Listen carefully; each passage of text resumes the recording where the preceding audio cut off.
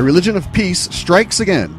This time it was Pakistan that suffered the violence of Islamic Terror as the Taliban invaded a school and slaughtered over 100 people, most of which were children. This comes on the heels of the cafe standoff in Sydney, Australia, where an Islamic terrorist took hostages and ultimately killed 2 of them.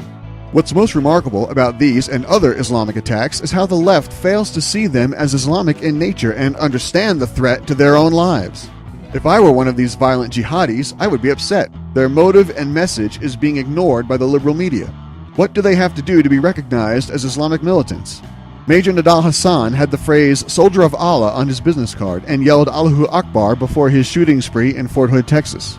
The Islamic State carries a flag that clearly says there is no God but Allah on it, and President Obama refuses to recognize them as a state or Islamic. Alton Nolan tried to convert his co-workers to Islam before beheading one of them several months ago. Zale Thompson posted violent Islamic rhetoric on social media before his hatchet attack on NYPD officers. The left would call me an Islamophobe, when in reality I accept the facts and want our nation to be prepared and vigilant. President Obama, however, has just announced a downsizing of the military. The time of deploying large ground forces with big military footprints, that's coming to an end. And going forward, our military will be leaner. It's obvious the president does not understand the seriousness of the Islamic threat.